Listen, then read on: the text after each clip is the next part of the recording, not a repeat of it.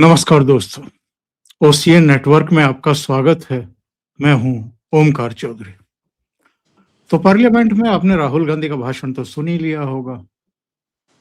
वो कह रहे थे कि अमेरिका ने प्रधानमंत्री नरेंद्र मोदी का गला पकड़े हुए थे और एप्स्टीन फाइलें और अपने ये हरदीप पुरी और अडानी पर केस, तमाम तरह के उन्होंने जो है किस्से कहानियां सुनाते हुए कहा कि नरेंद्र ने फिर से सरेंडर कर दिया अमेरिका के सामने। राहुल गांधी की बातों को देश ने सीरियसली लेना बंद कर रखा है। अगर उनको सीरियसली लेते तो वो 3 लोकसभा चुनाव ना हारते, 90 से ज्यादा विधानसभा चुनाव ना हारते और उनकी पार्टी की जो अलग-अलग विधानसभा चुनाव में दुर्गति हो रही है, जम्मू कश्मीर में केवल 6 सीटें, अभी बिहार में भी केवल 6 सीटें, दिल्ली में खाता ही नहीं खुला, तो ये दुर्दशा ना होती। लेकिन चूँकि हमारे जो ख़ास मेहमान हैं वो अमेरिका से जुड़ रहे हैं, वहाँ की तमाम गतिविधियों को बहुत बारीक तरीके से देखते रहे हैं, ऑब्ज़र्व करते रहे हैं। यहाँ के अखबारों की, पोर्टल की कुछ सुर्खियाँ हैं, जिनमें ये कहा जा रहा है, एक सुर्खी मैं आपको पढ़ कर के बताऊँ कि इसमें कहा गया कि अ, जी, भारत यूएस डील पर अमेरिका का साइलेंट यू टर्न, पहले जारी की फैक्ट शीट अब कर दिया बदलाव। तो ये बदलाव क्या है, ज़रा ये समझने की कोशिश करेंगे, ये बदलाव क्यों हुआ है, ज़रा ये भी समझने की कोशिश करेंगे। एक और हेडलाइन आज तक के वेब पोर्टल की है, India US trade deal, America की दाल क्यों नहीं गल पाई इंडिया से ट्रेड डील में। वो रेड लाइन जिसने बिगाड़ दिया ट्रंप का खेल। तो जो मीडिया हाउसेस हैं वो तो इस तरह की हेडलाइन दे रहे हैं, जानकारी दे रहे हैं पब्लिक को, और जो मुख्य विपक्षी दल है उसके नेता कुछ और ही कथा कहानी गढ़ने में लगे हुए हैं। तो जरा सीधे जुड़ लेते हैं आदित्य सत्संगी जी के साथ, वही जरा बताएंगे डिटेल में कि हो क्या रहा है। आदित्य जी, बहुत स्वागत। नमस्कार। नमस्कार। आपको, आपके दर्शकों को प्रणाम मेरा, और वापस बुलाने के लिए बहुत-बहुत धन्यवाद। बहुत अभिनंदन, बहुत स्वागत है आपका।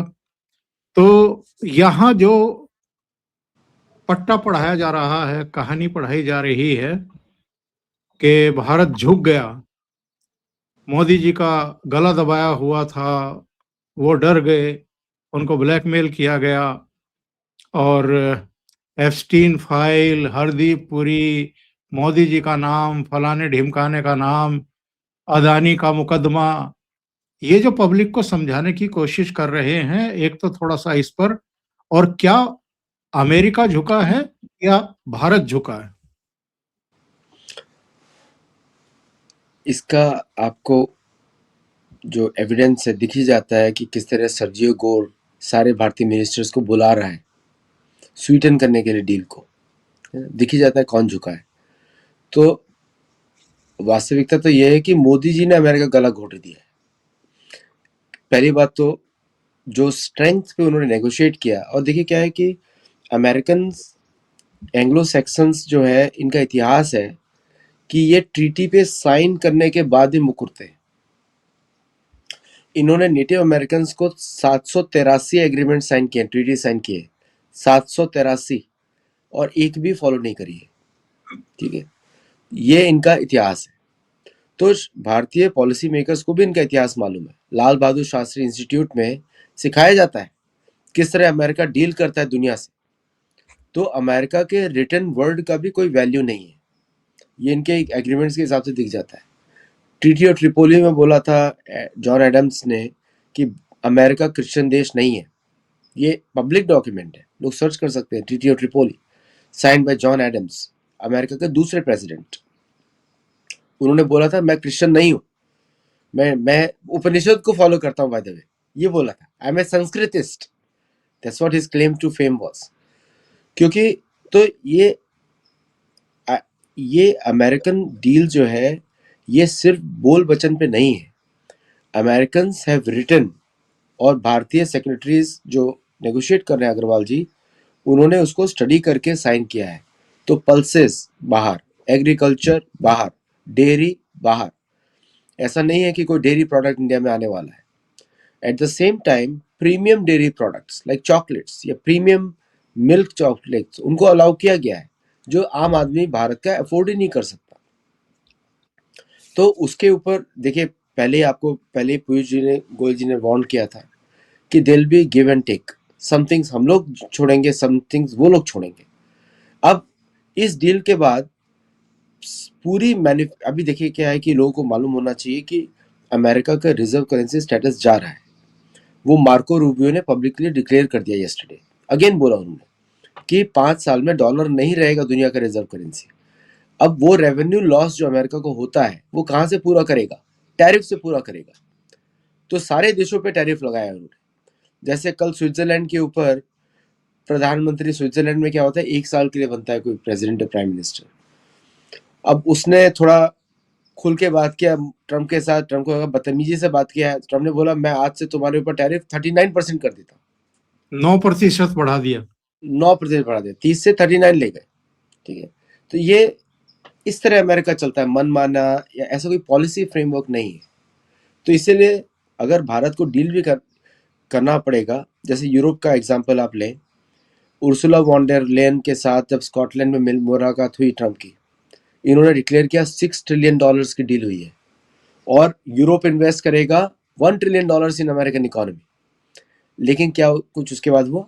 नहीं हुआ, क्योंकि यूरोप भी इनसे रिटर्न में मांगेगा, गिव मी इन राइटिंग, और पर एग्रीमेंट पर क्लॉज पे हम साइन करेंगे और उसके बाद हम लोग मॉनिटर करेंगे एंड प्लस हम लोग उसके बाद सैंक्शन पॉलिसी भी रखेंगे। ये यूरोप का एग्रीमेंट है।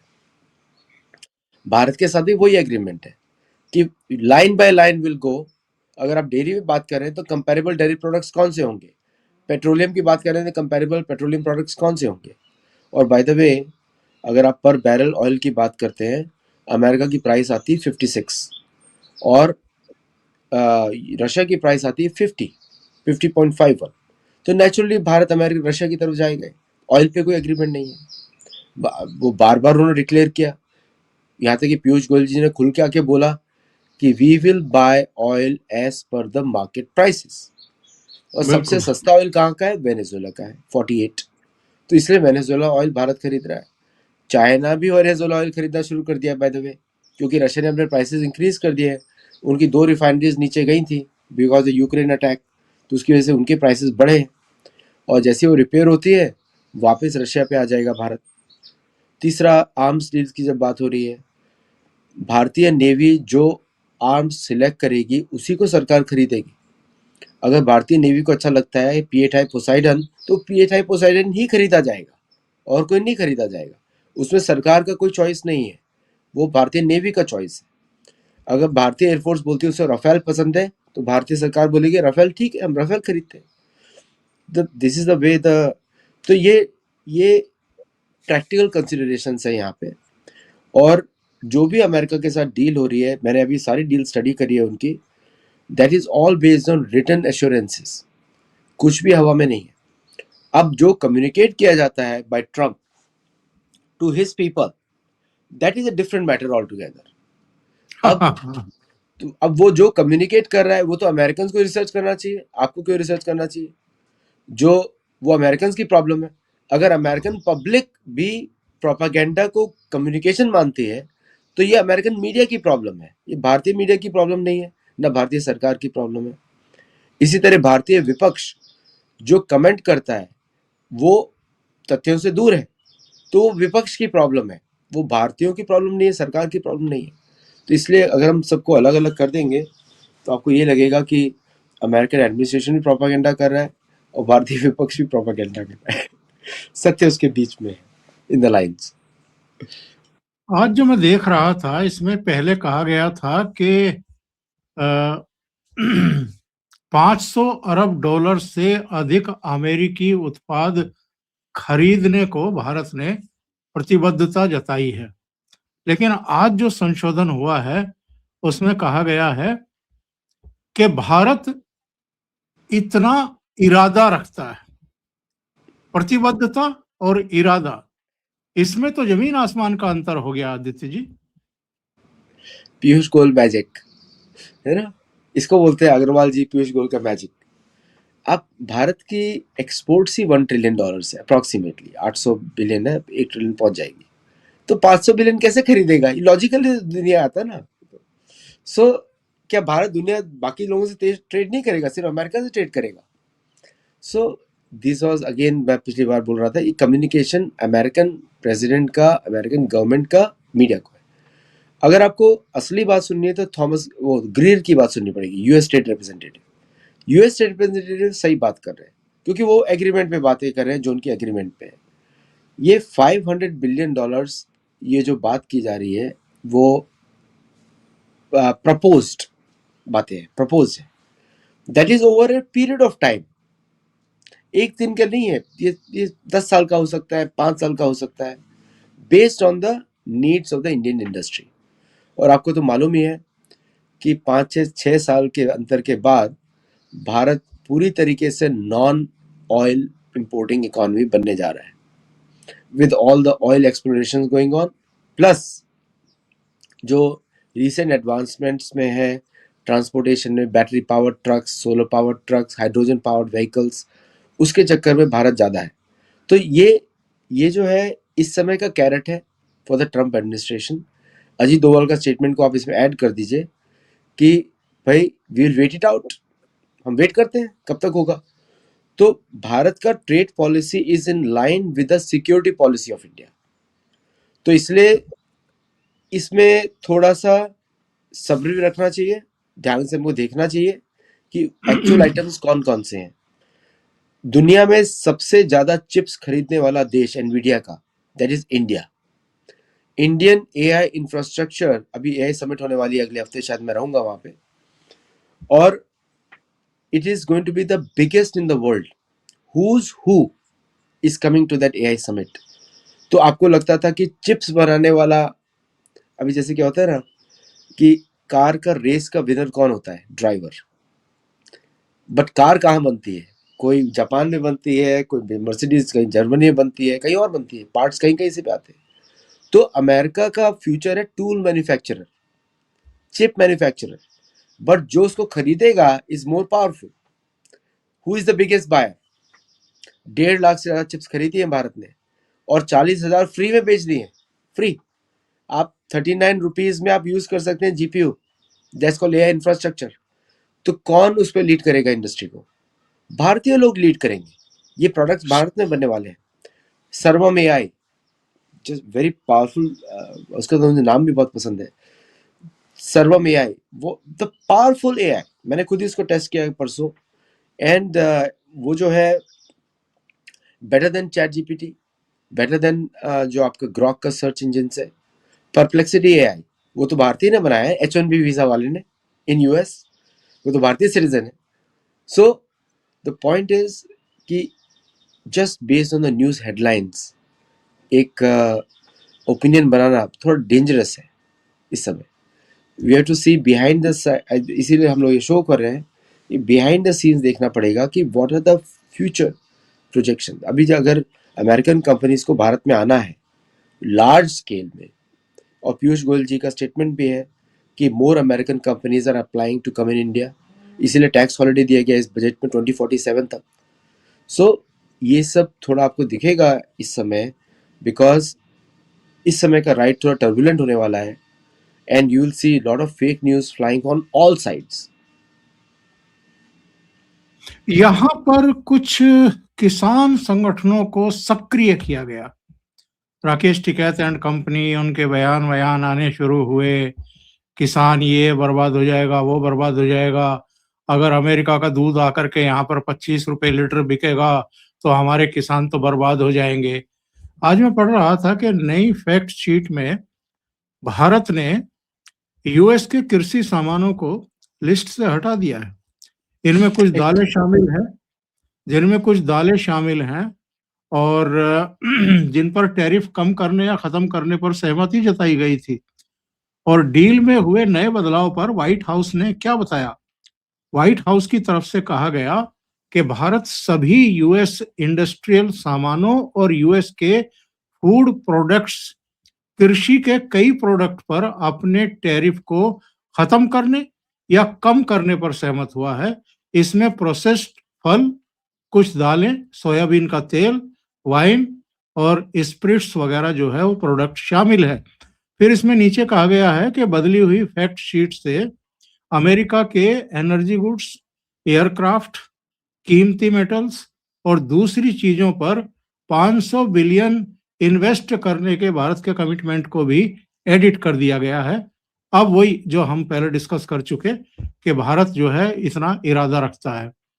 तो ये जो बदलाव हो रहे हैं, चूंकि यहाँ पर विपक्ष सक्रिय हुआ है, वो फिर से वो 13 महीने वाला वितंडा खड़ा करना चाहता है कि साहब किसानों को तो बर्बाद कर दिया मोदी जी ने और वो तो उनके साथ तो विश्वासघात हो गया। तो ये अगर कहीं कोई कन्फ्यूजन था भाषा के लेवल पर या समझ को लेकर के, उसको ठीक किया जा रहा है और शायद मार्च में जब साइन होगा ये, तो तब तक बहुत कुछ दुरुस्त हो चुका होगा। देखिए, ये प्री एग्रीमेंट जो लोग बना के डाल रहे हैं सोशल मीडिया पे, that is American pressure technique. ऐसे इसको लेवरेज बोलते हैं कि ये हमारी अंडरस्टैंडिंग है, but good they are putting it. तो अब भारत को भी उसको उत्तर देने का मौका मिल गया।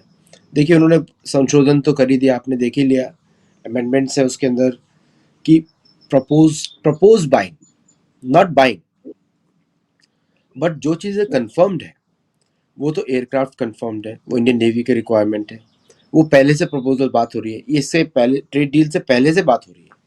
ओके, इंजन्स पहले से बात हो रही है, टेक्नोलॉजी की कंपनीज को भारत में स्थापित करना पहले से बात हो रही है, मिनरल्स पहले से बात हो रही है।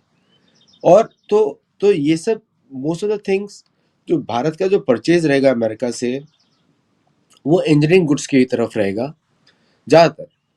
एग्रीकल्चर पे भारत को जरूरत नहीं है, इसे सेल्फ सफिशिएंट कंट्री। और डेयरी में तो बिल्कुल भी जरूरत नहीं है, बिकॉज वहाँ पे जो यहाँ पे जो गायें होती है उनको मांस खिलाया जाता है, उसका दूध हम लोग, जैसे हलाल को हम कंज्यूम नहीं कर सकते, हलाल पे किसी ने प्रार्थना कर दी है, हम नहीं कंज्यूम कर सकते, उसी तरह उनका भी है कि अगर आपने गाय का दूध है या उसके कोई भी डेयरी प्रोडक्ट इंक्लूडिंग बटर या चीज, अगर वो आपने वो दूध बनाया है, हम लोग खुद ही नहीं यहाँ पे खरीदते हैं। We see for the animal enzymes, हम जेलेटिन देख के कोई चीज प्रोडक्ट नहीं खरीदते यहाँ पे, क्योंकि जेलेटिन मतलब गाय की अंतड़ियाँ होती है। सो तो उस तरह का प्रोविजंस भारत के लिए भी रखा गया है। तो आई डोंट थिंक सो, और ये तो कंफर्म न्यूज़ है कि पीयूष गोयल जी तो स्वयं ही जैन है। अभी why will he import a cow product in the Indian market, और ज़्यादातर इंडिया में 60% वेजिटेरियन है। तो ये जो इसको आप ऐसे देखिए कि propaganda by the US administration to convince the American people, जो ट्रम्प को दिखाना है कि इंडिया से हमारा फेवरेबल डील है, I am the deal master. और भारत की तरफ से इसी प्रोपेगेंडा को विपक्ष उठाता है बार बार। अब भारत की तरफ से जो क्लैरिफिकेशंस है वो आपने डॉक्यूमेंट ऑलरेडी पढ़ लिया। इवन द डेयरी में जैसे एग्स, हमारे लिए एग नॉन वेजिटेरियन फूड है, तो वो भारत क्यों इंपोर्ट करेगा? सो आई थिंक उस पर भी प्रोविजंस आने वाले हैं। बट एक्सपेंसिव कुकीज या कोई चॉकलेट्स या कोई इस तरह का जो डेयरी प्रोडक्ट है, उसको डेयरी में माना जाता है अमेरिका में, उसके लिए भारत ने 0% ड्यूटी किया है, क्योंकि वो भारतीय लोग खरीदेंगे ही नहीं। इट्स नेचुरली एक्सपेंसिव, मतलब 60 times more expensive than any comparable Indian product. तो 16 टाइम्स, सॉरी। तो इसलिए इसमें हम लोग को चिंता करने की जरूरत नहीं है। मुझे तो ऐसा कोई भी आइटम नहीं दिखता जहाँ पे मोदी जी का जो ओरिजिनल स्टेटमेंट है किसानों को हम बचाएंगे, उस पर कहीं पे कॉम्प्रोमाइज हो रहा है। और पल्सेस जो होती है अमेरिका की, उसमें बहुत सारा जीएमओ कंपोनेंट्स हो सकता है। तो इसलिए वो तो भारतीय आईएसआई जो भारत का स्टैंडर्ड BIS है, ब्यूरो ऑफ इंडियन स्टैंडर्ड्स, उसको टेस्ट करने की आवश्यकता है कि कौन सी पल्सेस इंपोर्ट की जा सकती, कौन सी नहीं। और Bharat is self sufficient in pulses. Bharat की पल्सेस का protein rate is higher than the American, तो अमेरिकन को खरीदना चाहिए। और ये सारे जो पल्सेस हैं वो ज़्यादातर हैं उन बेल्ट से हैं जहाँ पे इंडियन फार्मर्स हैं अमेरिका में, तो सेंट्रल कैलिफोर्निया, इंडियाना, इस तरफ से है। सो उसका ज़रूरत तो भारत को बिल्कुल भी नहीं है, ना उसको इधर से ज़रूरत है ना कनाडा से भी भारत खरीदता है, but that is also not needed. और बाकी जगह कंजम्पशन नहीं है इतना पल्सेस का। अमेरिकन मूंग का कंजम्पशन कहीं और है नहीं, मूंग का कंजम्पशन सिर्फ भारत में है या फिर साउथ ईस्ट एशिया में है, या साउथ एशिया में बोल, पाकिस्तान या बांग्लादेश में, और बाकी दोनों देश भी नहीं खरीदने वाले। और तीसरा बात है, अब आप, मैं थोड़ा सा एडिशनल बोल रहा हूँ, आपने बोला पूछा तो नहीं है, लेकिन बांग्लादेश का जो एरिया है अब वो अमेरिकन कॉटन खरीदेगा, दैट इज ऑल ये जीएमओ। उसको खरीदेगा, प्रोसेस करेगा, बनाएगा और फिर बेचेगा उसको। एग्जैक्टली। हाँ, तो बांग्लादेश के एक्सपोर्ट तो वहां पे भी मर गए फिर। बिल्कुल। Is very expensive. एक बेल, 1 बेल ऑफ कॉटन जो आता है, that is 43% more expensive than the Indian cotton. 43%। तो कौन से कपड़े बनाएगा, कौन से पहनेगा, आई डोंट नो। बिल्कुल, सही कह रहे हैं। तो हम ये कह सकते हैं आदित्य जी के ना तो अमेरिका की दाल गली है और ना ही यहाँ विपक्ष की दाल गल पा रही है। एब्सोल्युटली। दोनों, इस भारत के लिए तो विन विन सिचुएशन है कि आपको सारा टेक्नोलॉजी का एक्सेस मिल रहा है। अब जी का इंजन्स का स्पीड अप हो रहा है, जो कि पॉलिटिकल स्टॉप था उसके ऊपर। और अमेरिका अब भारत की तरफ एज ए देख रहा है कि कैसे अमेरिका को बचाया जाए। Only one country can save America, that is India. और जो अब बहुत सारे एनआरआईज यहाँ पे जो उल्टा सीधा बातें कर रहे हैं, जो ट्रम्प एडमिनिस्ट्रेशन के साथ कनेक्टेड है, मैं उस पर भी भारतीय मीडिया को बोलना चाहूँगा कि don't take them on face value, क्योंकि वो लोग एक पर्सनल इनिशिएटिव के लिए बातें कर रहे हैं, not based on the interest of both the countries. मैं अमेरिका के इंटरेस्ट अगर मैं देखूं तो वो ये रहेगा कि भारत के साथ ऑनेस्ट डीलिंग्स की जाए, ऑनेस्ट, नो गेम्स। ये मैं सोचता हूँ अगर अमेरिकन को डिसीजन लेना है तो। और भारत के लिए क्या है कि Bharat has more challenges created by America than anybody else. More challenges, Pakistan, Bangladesh, बहुत सारे ऐसे इश्यूज हैं जो अमेरिका ने क्रिएट किए। तो अमेरिका को वो सब गेम्स बंद करने चाहिए। अगर सर्जियो गोर सुन रहे हो, उनको हिंदी आती है, डू इट। और ये जो फ्रांस के साथ 114 राफेल की डील फाइनल हो गई, मतलब मैक्रो आने वाले हैं, उससे पहले राजनाथ सिंह साहब की अध्यक्षता में मीटिंग हुई और उस पर मोहर लगा दी गई है। तो ये एक बड़ा स्टेप है साहब। बहुत बड़ा स्टेप है। आप इमेजिन करिए, 18 प्लेन्स का एक स्क्वाड्रन होता है, 18 से 20, 18 जनरली होता है। जस्ट इमेजिन करिए, ऑलमोस्ट आपने 8 या 9 स्क्वाड्रन खरीद लिए। So it's a big deal, it's a big jump. और वो आप सोचिए कि हर प्लेन जो है is equivalent to 3 Mirage, every plane. So just imagine करिए कैपेसिटी कितनी हो गई। सो बिल्कुल। It's a great deal. और प्लस ये सब भारत में मैन्युफैक्चर होंगे। जब तक कि एचएएल ऊपर नहीं आता है तब तक तो this is important thing to do. जिस दिन एचएएल शुरू कर देगा अपना काम, then it will be better. तो क्या इसके साथ हम ये भी माने कि तेजस जो है वो फिर से ठंडे बस्ते में गया? मुझे नहीं लगता, मुझे नहीं लगता तेज ठंडे बस्ते में जाएगा। 180 का कंफर्म्ड ऑर्डर है, already payment has been made. तो अब तो आईएफ की क्यूआर को मीट करने का, आईएफ की जो क्वालिटेटिव रिक्वायरमेंट्स है वो तेजस एचएएल को मीट करनी चाहिए। वो मैं इसलिए कह रहा हूँ कि उसके इंजन नहीं मिल पा रहे हैं अभी भी अमेरिका से। उस पर मुझे थोड़ा बहुत क्वेश्चन है एचएएल के ऊपर। ये अमेरिका का ट्रैक रिकॉर्ड आपको मालूम है कि वो भारत का एक दुश्मन देश है। मैं ओपनली बोलता हूँ, अमेरिकन को भी बोलता हूँ ये बात, कि the biggest problem America is America itself. दो कोई दूसरा प्रॉब्लम नहीं है। America is no enemies, America is America's biggest enemy, है ना। तो वो तो एचएल का डिसीजन है कि आपने why you made a frame only for one engine. I understand कि ऐसे ही बनाए जाते हैं प्लेन, इंजन के अराउंड प्लेन्स बनाए जाते हैं, दैट आई नो दैट। लेकिन आपने M88 का जिसका स्लाइट मॉडिफिकेशन है डायमेंशंस में, या कोई बाकी 3 ऑप्शंस क्यों नहीं रखे जब आपके पास खुद का इंजन नहीं था? और सबको मालूम है कि इंडिया की engine journey has been very slow and काफी उसमें they have to learn a lot, ऐसा बोल सकते हैं। तो ये एचएएल का प्रोग्राम मैनेजमेंट का डेफिशिएंसी है, प्रोजेक्ट मैनेजमेंट डेफिशिएंसी है, not the engineers, because engineers होते हैं, उनका कोई प्रॉब्लम नहीं होता, वो they are non political, non commercial उनका कैटेगरी होता है। तो मेरे हिसाब से ये एचएएल के लिए अभी और बहाने मिलने वाले हैं, क्योंकि अमेरिका नहीं देने वाला इंजन, अमेरिका नहीं चाहता, और यहाँ पे रशियंस और अमेरिकन साथ में काम करते हैं। इसको आपको समझना चाहिए कि both want to sell their own planes.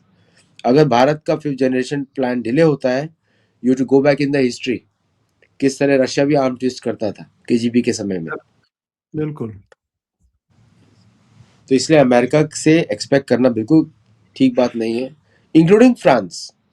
ये तो मैं तो बोलता हूँ, आप दे दो प्राइवेट कंपनीज को, एल&टी को दे दो इंजन डेवलपमेंट, और किसी के दे दो, दे deliver with engine and give them funding. आप अगर $7 बिलियन दे रहे हो साफरान के साथ टाइप के लिए, give them $2 billion and you will see the results quickly, quicker than anybody else. बड़ा सिंपल सा है, एग्जिस्टिंग आप कावेरी इंजन लो with full tech transfer, given to एल&टी और महिंद्रा डिफेंस, एक्सेप्ट टाटा, किसी को भी आप दे दो, Bharat forge, and let them build for you, काम हो जाएगा। I have trust in our engineers, BL को दो, डीआरडीओ। लेकिन प्रॉब्लम क्या हो रही है, आप कि कोई ये स्ट्रॉन्ग डिसीजन ले नहीं रहा है। ये राजनाथ सिंह जी ले सकते हैं, वो ले, देखिए आपको आउटकम्स आने शुरू हो जाए। ऑलरेडी उन्होंने बोला था शायद 3-4 महीने पहले, 1 साल में इंजन आ राजनाथ सिंह ने कहा था कि 2026 में इंजन मिल जाएगा, हमें तैयार हो जाएगा, तैयार हो जाएगा, उन्होंने बोल दिया ऑलरेडी। तो उनको एश्योरेंस तो कहीं मिली होगी, क्योंकि बहुत सारे प्रोजेक्ट्स अनाउंस नहीं किए जाते, बहुत सारे प्रोजेक्ट्स अंडर द रैप्स रखे जाते हैं। बिल्कुल। हाँ, क्योंकि ऐसी मिसहैपनिंग होती रही है ना हमारे यहाँ। जो वैज्ञानिक हैं उनको पता लगा कि उठा लिया, मार दिया, गायब कर दिया, इस तरह की चीजें कि कौन इंजन बना रहा है पता करो भाई, और फिर कुछ ऐसी मिसहैपनिंग हो गई। तो हमारे यहाँ वैज्ञानिकों के साथ ये खेल होते रहे हैं। नहीं, राहुल गांधी, प्रियंका गांधी, सोनिया गांधी सिक्योरिटी हटा दीजिए, सारे इंजीनियर्स को दे दीजिए, सरल उपाय। सही है, ये भी लाइन पे आ जाएंगे, हाँ, सिक्योरिटी ये भी लाइन पे आ जाएंगे, क्योंकि इनका तो the most unproductive people in the Indian parliament. बिल्कुल। आदित्य जी, बहुत बहुत धन्यवाद जुड़ने के लिए, बहुत महत्वपूर्ण मुद्दों पर चर्चा करने के लिए। और दर्शकों से निवेदन है, आपको ये चर्चा अच्छी लगी हो तो लाइक का बटन दबा दें, वीडियो को शेयर भी करें, चैनल सब्सक्राइब ना किया हो तो इसको कर लें। आदित्य जी का चैनल है सत्योलॉजी, उसको भी सब्सक्राइब करें, सहयोग करें। बहुत बहुत धन्यवाद। नमस्कार। नमस्कार।